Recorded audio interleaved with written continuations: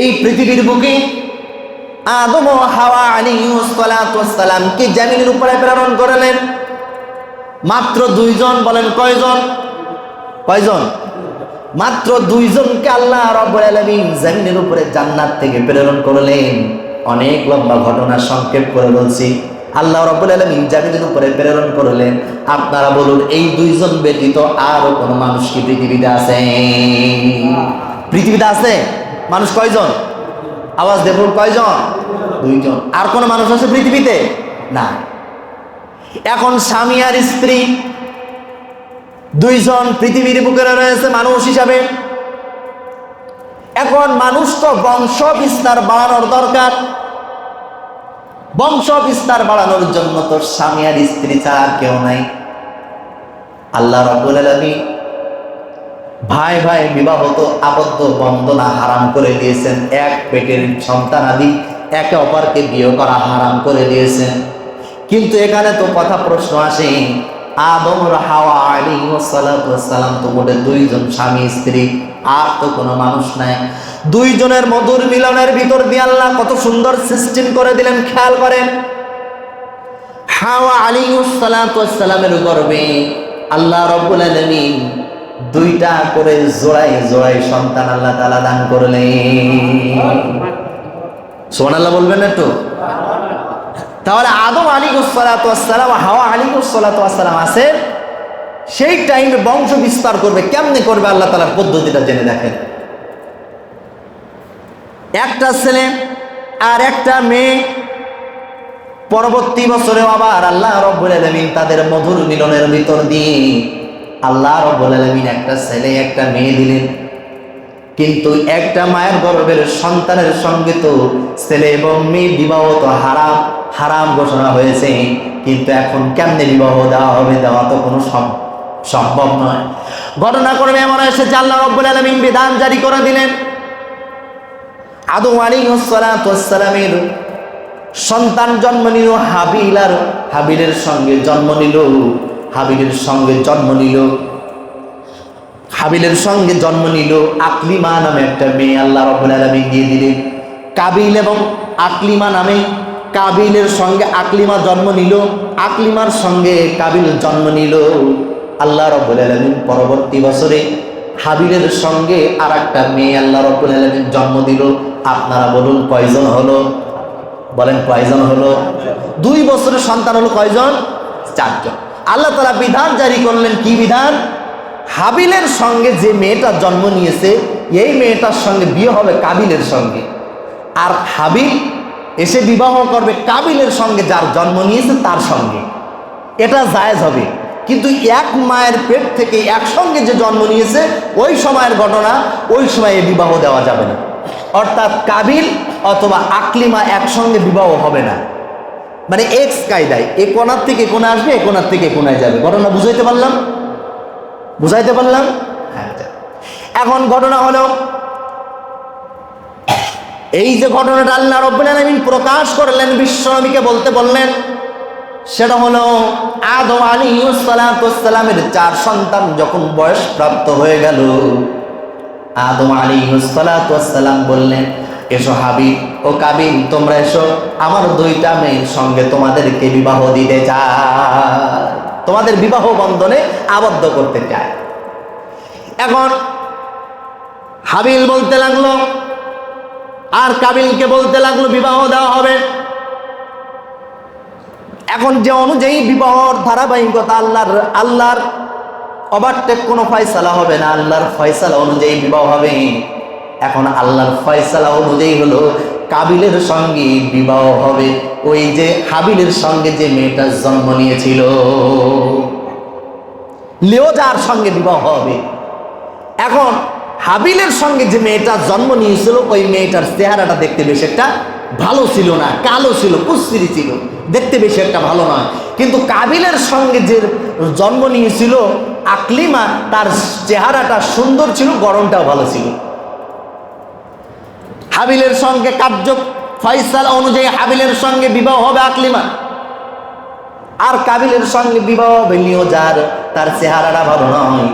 এই ফয়সালা যখন হলো সবাই মেনে নিল, কিন্তু কাবিল মেনে নেয় না। কেননা আমার সঙ্গে যার জন্ম নিয়েছে আমি তার সঙ্গে বিবাহ করব, হাবিলের সঙ্গে যে জন্ম নিয়েছে আমি তার বিবাহ করব না, কেননা দেখতে ভালো না, আমি ওইটা নিতে চাই না। আমার সঙ্গে যেটা জন্ম নিয়েছে আমি তার বিবাহ করতে চাই, এ সুন্দর, আমি তার বিবাহ করতে চাই। শুনতেছেন আপনারা? শুনতেছেন? শুনেন। এখন আল্লাহর পয়গম্বর, আল্লাহর নবী আদম আলাইহিস সালাতু ওয়াস সালাম বললেন, কাবিল তোমার ফয়সালা আমি মানব না, তোমার আবদার আমি মানব না, কেননা আল্লাহ যেটা ফয়সালা করে দিয়েছে তার বাহিরে বিন্দু মাত্র আমি যেতে পারবো না। আদম আলাইহিস সালাতু ওয়াস সালাম কাবিলকে ধমক দিল, তুমি আল্লাহর ফয়সালা মানো, কেননা তোমার সঙ্গে যার জন্ম হয়েছে তার সঙ্গে বিবাহ হলো হারাম, আর তোমার বিবাহের জন্য তো লিওজার দেওয়া হয়েছে, তুমি তাকে বিবাহ করো, কেননা হাবিলের সঙ্গে জন্ম দিয়েছে তাকেই তুমি বিবাহ করো। কাবিল ফতোয়া দিচ্ছে, আব্বা তুমি বুঝো না, এই আকলিমা তো আমার সঙ্গে জন্ম নিয়েছে, আল্লাহ কত সুন্দর করে ফয়সালা করে পেটের ভিতর থেকে আমার সাথে দিয়েছে। একটু নাউজুবিল্লাহ বলবেন না? পেটের ভিতর থেকে আমার সঙ্গে দিয়েছে, যাতে করে আল্লাহ বুঝাইয়া দিয়েছে যে তোর বিবাহ হবে, সংসার জীবন হবে, তোর সঙ্গে একসঙ্গে মিশিয়ে দিলাম। ও ফতোয়া খাড়া করে, বলে না কোনোভাবে এটা হবে না, কেননা তোমার সঙ্গে তো ওর সঙ্গে বিবাহ হবে না, আকলিমার বিবাহ হবে হাবিলের সঙ্গে, আর তোমার বিবাহ কাবিল তোমার সঙ্গে বিবাহ হবে লিওজার সাথে। কোনোভাবে মানতে চাই না। এইবার সে ঘটনা চলে গেলাম। কি ঘটনা? ইয ক্বাররাবা কুরবানান ফাতুকুব্বিলা মিন আহাদিহিমা, আল্লাহ রাব্বুল আলামিন জানিয়ে দিলেন কি হবে। এখন কোনো ফয়সালা পায় না, সবাই তো ঠেলাঠেলি করে। আদম আলাইহিস সালাতু ওয়াস সালাম বড় চিন্তিত হয়ে গেল। আদম আলাইহিস সালাতু ওয়াস সালাম এই দুই সন্তানকে বলল, তোমরা হাবিল এবং কাবিল দুইজনে মিলে তোমরা আল্লাহর রাস্তায় কুরবানি করো, আর দেখো আল্লাহ কি ফয়সালা দেয়। আল্লাহ রাব্বুল আলামিন যে ফয়সালাটা দিবে, এই ফয়সালা অনুযায়ী আকলিমার তার সঙ্গে বিবাহ হবে। যদি তোমার কুরবানি আল্লাহ কবুল করে নেয় তাহলে তোমার সঙ্গে আকলিমার বিবাহ হবে, আর যদি তোমার কুরবানি কবুল না করে নেয় তাহলে লিওজার সঙ্গে তোমার বিবাহ হবে। যাও তোমরা দুই ভাই কুরবানি করো। এই কুরবানির ঘোষণা দিলেন। আদম আলাইহিস সালাতু ওয়াস সালাম মক্কা হজ করতে চলে গেলেন। হাবিল আর কাবিল দুই ভাই মিলে কুরবানি করা শুরু করে দিল। হাবিল ছিল গবাদি পশু, তিনি লালন পালন করতেন, উট, দুম্বা, ভেড়া, ছাগল এইগুলা লালন পালন করতেন। আর কাবিল ছিল কৃষক, সরিষা, গম, বুট, ভুট্টা এইগুলো চাষ করতেন। হাবিল আল্লাহর গোলাম, তার খেতে খামারে, তার বড় বড় ঘরের ভিতরে যায়া, খামারের ভিতরে যায়া, হাবিল খামারের ভিতরে যায়া সব থেকে সুন্দরী দুম্বাটা নিয়ে আল্লাহর রাস্তায় কুরবানি করার জন্য এনে কুরবানি করে দিল। সব থেকে সুন্দরী দুম্বাটা এনে, সব থেকে দুষ্টপুষ্ট দুম্বাটা এনে কুরবানি করে দিল। কাবিল চিন্তা করে কুরবানি করতে হবে যখন, আমি তো কৃষক মানুষ, বেছে বেছে গুদমের ভিতরে যায়া বেছে বেছে সব থেকে ভালো ভালো সরিষা, গম, ভুট্টা গুলা আলাদা করে রেখে দিল। তার থেকে বাতিল বাতিল জিনিসগুলো এনে আল্লাহর রাস্তায় কুরবানি করে দিল, কুরবানি করে দিল। এখন কি হলো? আল্লাহ রাব্বুল আলামিন বললেন, وَإِذْ قَرَّبَ قُرْبَانًا فَتُقُبِّلَ مِنْ أَحَدِهِمَا وَلَمْ يُتَقَبَّلْ مِنَ الْآخَرِ। আল্লাহ রাব্বুল আলামিন হাবিলের কুরবানি কবুল করে নিল, আর কাবিলের কুরবানি কি করলো না? কবুল করলো না। তখনকার সময়ের সিস্টেম ছিল কি, কুরবানি যারা দিবে তাদের কুরবানি আকাশ থেকে একটা অগ্নিশিখা এসে এই কুরবানির বস্তু জ্বালায় পোড়ায় হাওয়া করে আল্লাহ আকাশে উঠায় নিয়ে যাবে। আর যদি তোমার সহি সালামতে কুরবানি না হয়, ও আর হাওয়া হয়ে যাবে না, ভস্ম হয়ে যাবে না, ওখানে পড়ে থাকবে। এখন হাবিলের কুরবানিটা আল্লাহ তাআলা কবুল করে নিলেন, আর কাবিলের কুরবানিটা যেমনি আছে অমনি পড়ে আছে, অমনি পড়ে আছে। তাহলে পাস করলো কে? হাবিল। পাস করলো কে? হাবিল। আর ঠকে গেল কে? কাবিল। এই প্রতিহিংসা মানুষের ভিতরে আছে না নাই? এইবার যখন হাবিলের কুরবানি কবুল হয়ে গেল, কাবিলের মাথায় তো কাজ করে না, আমার তো ওই লিওজারে বিবাহ করা লাগবে, ওই কালো মেয়েরারে বিবাহ করা লাগবে। হাবিল তো এখন সুন্দরী মেয়েকে পেয়ে যাচ্ছে, তার ভিতরে প্রতিহিংসা চলে আসলো, তার ভিতরে হিংসার দাবানল দাও দাও করে জ্বলতে শুরু হয়ে গেল। আর এই হিংসা হাসার সঙ্গে সঙ্গে বলতে লাগলো, কি বলতে লাগলো? ক্বালা আকতুলান্নাকা, আমি তোমাকে কতল করে ফেলবো, আমি তোমাকে মেরে ফেলবো। হাবিল, আমি তোমাকে মেরে ফেলবো। হাবিল বলতেছে, ভাইজান তুমি আমাকে মারতে চাও, তুমি একটু বোঝার চেষ্টা করো। কি বোঝার চেষ্টা করো? ক্বালা ইন্নামা ইয়াতাকাব্বালুল্লাহু মিনাল মুত্তাকিন। কাবিল, তুমি একটু বোঝার চেষ্টা করো, আল্লাহ রাব্বুল আলামিন মুত্তাকিনদের কুরবানি কবুল করে থাকে। জোরে বলি সুবহানাল্লাহ। আপনারা একটু আওয়াজ দিয়ে বলুন, কাদের কুরবানি আল্লাহ রাব্বুল আলামিন কবুল করে থাকে? কাদের কুরবানি?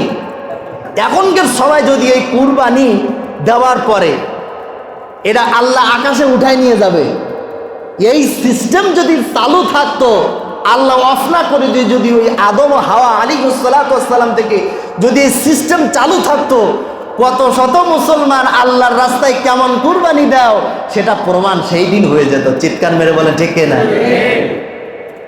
এমন কি বলেন? তাহলে আপনারা বলতে পারেন, হুজুর আমাদের কুরবানি যদি কবুল না হয়, আপনাদের কুরবানিটা বড্ড কবুল হতো। আরে বাবা, কোন হুজুর কতটা হকের উপরে রয়েছে সেই দিন প্রমাণ হয়ে যেত। কথা বলেন ঠিক না?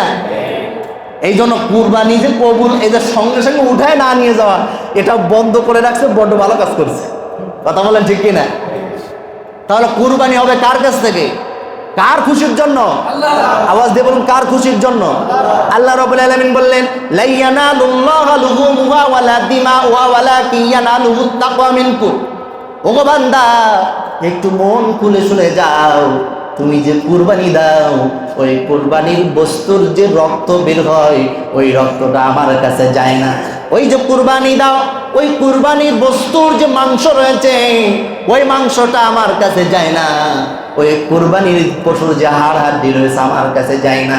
কুরবানির পশুর যে পশমগুলো রয়েছে আমার কাছে যায় না। বলতে পারেন তাহলে কি যায়? আল্লাহ রাব্বুল আলামিন বললেন, মুত্তাকিনদের দিলের কুরবানিটা আল্লাহর কাছে পৌঁছায়া যায়, আল্লাহর কাছে পৌঁছায়া যায়। তাহলে হাবিল করলো কুরবানি, সব থেকে সুন্দর একটা দুম্বা এনে কুরবানি করে দিল, আল্লাহর কাছে পছন্দ হয়ে গেল, আল্লাহর কাছে সন্তুষ্ট হয়ে গেল, কুরবানি কবুল হয়ে গেল। আল্লাহ রাব্বুল আলামিন আসমানে উঠায় নিলেন, আসমানে উঠায় নিল। কাবিল এবার শুরু করলো, তোরে মেরে ফেলবো, তোরে কতল করবো। এখন কাবিল যখন তারা কতল করতে চায়, আপনারা গভীর মনোযোগ সহকারে শ্রবণ করুন। কাবিল যখন হাবিলরে মেরে ফেলতে চায়, এবার হাবিল কি বলতে লাগলো?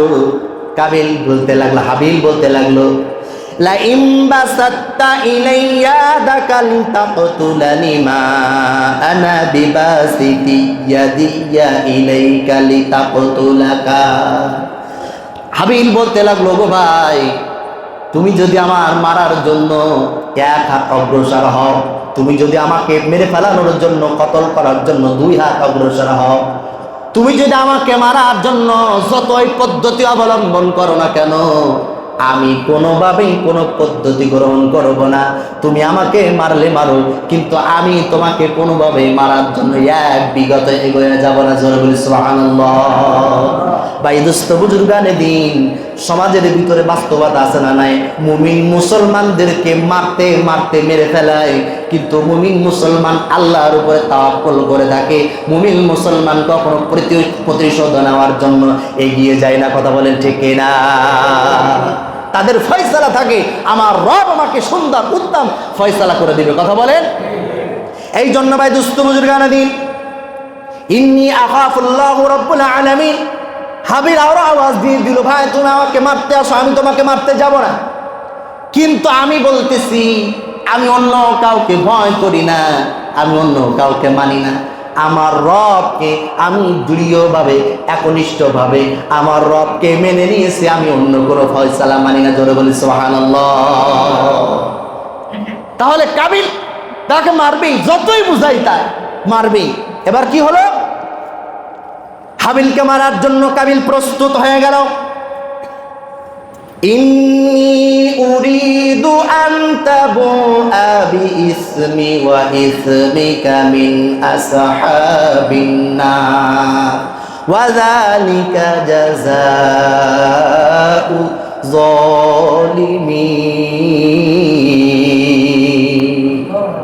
কাবিল কি করলো, শয়তানের কুচক্রান্তে পড়ে যখন মারতে চাইল, নিজের ভাইকে যখন হিংসা দিয়া বিদ্বেষ দিয়া মারতে চাইল, কাবিল যখন হাবিলকে হত্যা করতে চাইল, শয়তান একটা সুযোগ পেয়ে গেল যে হাবিলকে এই কাজটা, কাবিলকে এই কাজটা করাতেই হবে।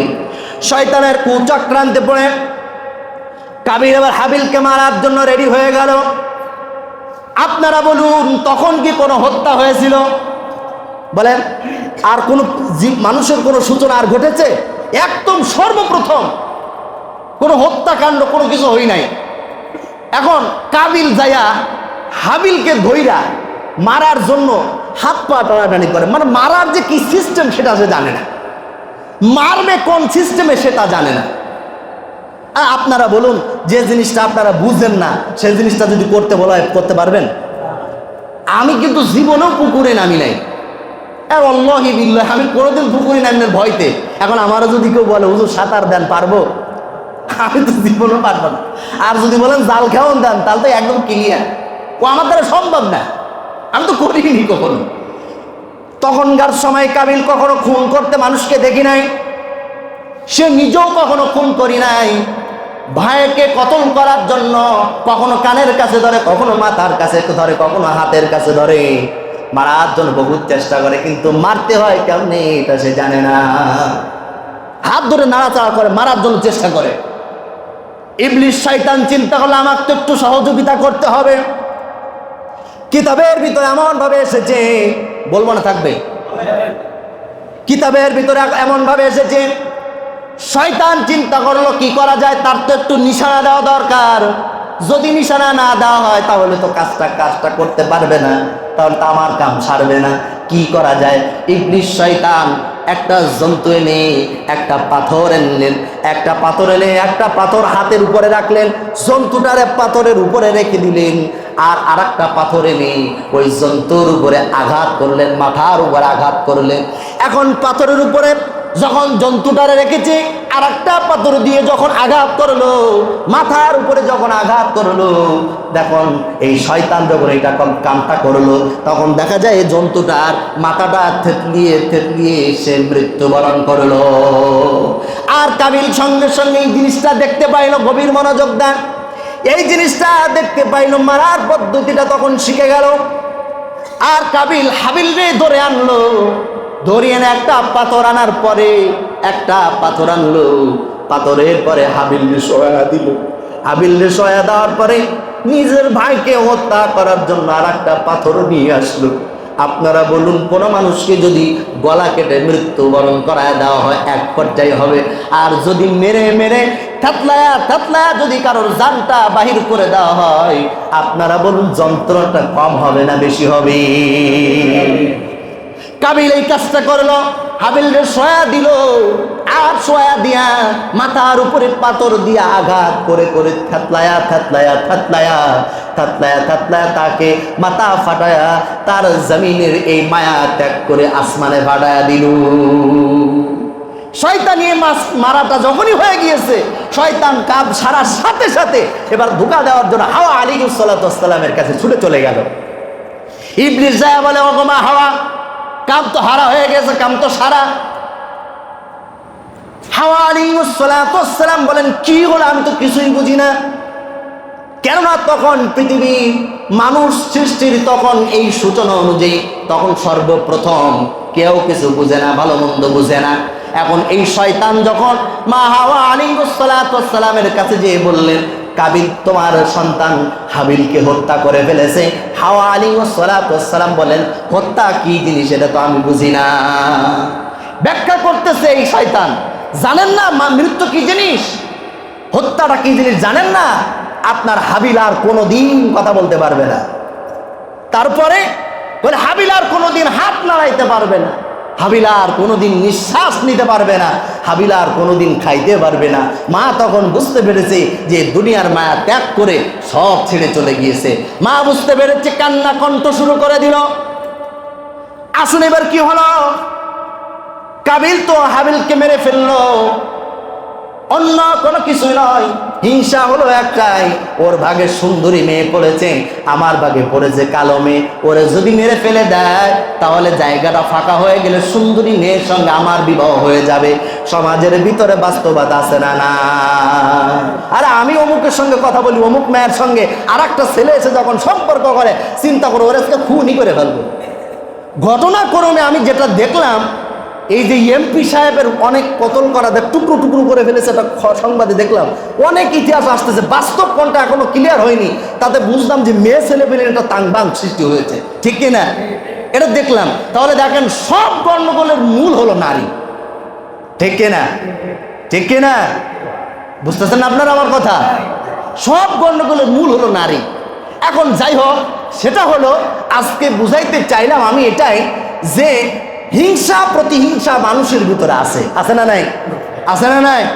এখন এই হিংসা আজকে মানুষকে দাও দাও করে দাবানলে জ্বালিয়ে পুড়ে সারখার করে দিচ্ছে, কিন্তু বান্দা জানে না। আল্লাহ রাব্বুল আলামিন বলেন, কুলিল্লাহুম্মা মালিকাল মুলকি তুতিল মুলকা মান তাশাউ ওয়া তানজিউল মুলকা মিম্মান তাশাউ ওয়া তুযিল্লু মান তাশাউ। আল্লাহ রাব্বুল আলামিন বললেন, ক্ষমতা এবং সম্মান দেওয়ার মালিক আমি আল্লাহ, ইজ্জত দেওয়ার মালিক আল্লাহ, সব দিক থেকে ভালো কিছু দেওয়ার মালিক আল্লাহ। আপনারা বলুন সব কিছু দেওয়ার মালিক তিনি কে? আর যদি কেউ তোমার ঠ্যাং ধরে টানে আর আল্লাহ যদি তোমাকে নাক ধরে টানে, পৃথিবীর কেউ তোমাকে ঠেকাইতে পারবে না। কথা বলেন, পৃথিবীর কেউ ঠেকাইতে পারবে? কেউ ঠেকাইতে পারবে না। হাজার হিংসা করলেও কাজ হবে না। এখন কি করলো, কাবিল হাবিলকে মেরে ফেলবে। এখন মৃত ব্যক্তির যে মাটি দিতে হবে এই সিস্টেমটাও জানে না, এই সিস্টেমটা কি করে না, জানে না। এখন কাবিল চিন্তা করে, হ্যাঁ কি করে ফেললাম, আমার ভাই তো আর নড়ে না, আমার ভাই তো আর কথাও বলে না, আমার ভাই তো কোনো কিছুই করছে না, রক্তাক্ত হয়ে যাচ্ছে, কি হলো, কি করব, কিছু বুঝতেছে না। সংক্ষেপ করলাম, চিন্তা করলেন কোন কিতাবের ভিতরে রয়েছে 1 বছর ধরে ভাইকে কি করবে এই পরিকল্পনা সাজায় ছিল। আর কোন কিতাবের ভিতর আছে আল্লাহ রাব্বুল আলামিন কি জানিয়ে দিলেন, আল্লাহ রাব্বুল আলামিন জানিয়ে দিলেন, ফাবাআসাল্লাহু গুরাবান ইয়াবহাসু ফিল আরদি লিয়ুরিয়াহু কাইফা ইউওয়ারি সাওআতা আখি قال يا ويلنا أعجزت أن أكون مثل هذا الغراب فأوري سوءة أخي فأصبح من النادمين। এক আওয়াজ দিয়ে বলুন আল্লাহু আকবার। কাবিল চিন্তা করতেছে, আমারে বাইরে আমি কি করব, কি করা যায়, কোনো তো পদ্ধতি পাচ্ছি না, কি করা যায়। আল্লাহ রাব্বুল আলামিন 2টা কাক প্রেরণ করলেন। কয়টা কাক বলেন, কয়টা কাক? কালো কুৎসিত 2টা কাক আল্লাহ তাআলা প্রেরণ করলেন। এখন হাবিলের সামনে যায়, কাবিলের সামনে যায়, কাক 2টা একত্রিত হয়ে চলে আসলেন। 2 ভাই মিলে চলে আসলো কাবিলের সামনে এসে একটা কাক আবার কাককে হত্যা করে ফেললো। হত্যা করার পর এই জীবিত কাকটা ওই মৃত কাকটাকে নিয়ে গর্ত খনন করলো, পা দিয়া গর্ত খনন করার পরে কাকটা যায়া ওই মৃত কাকটারে গর্তের ভিতরে ফেলায়া দিল। আবার আশ্রা দিয়া পা দিয়া ঘুরায়া ওই মাটি দিয়ে আবার ঢেকে রাখলো। কাবিল সেই সময় বুঝতে পারলো, কি বুঝতে পারলো, যে আমার এই মৃত্যু ভাইকে কবর খনন করে ওই কবরের ভিতরে রেখে মাটি দিয়ে দিতে হবে, আমি এটা বুঝলাম। তাই কাবিল বলতে লাগলো, ক্বালা ইয়া ওয়াইলাতা আ'জাজতু আন আকুনা মিসলা হাযাল গুরাবি। আমি কত বড় অধম, কতল করাটা তো বুঝতাম না, সেটাও একজনের কাছ থেকে শিখলাম। আমি কত বড় অদব, আমি মাটি দিব কেমনে এটাও পারি না। ওই কাকের কাছ থেকে শিক্ষা নিয়ে আমার বাইরে আমি মাটি দিলাম। এর ভিতর থেকে 3-4টা ঘটনা ক্রমে 3-4টা ইতিহাস ভেসে এসেছে। 1 নম্বর হলো মাটি দেওয়া কোথার থেকে শিখলাম, কাক আমাদেরকে শেখায়া দিয়ে গেল। আর বিষয়টা আর একটা বিষয় হলো কুরবানি, কার কুরবানি কবুল হবে আল্লাহ রাব্বুল আলামিন জানিয়ে দিলেন, মুত্তাকিনদের কুরবানি আল্লাহ তাআলা কবুল করবেন। আরেকটি বিষয় হলো ডানপন্থী আর বামপন্থী কোথার থেকে উৎপত্তি হলো।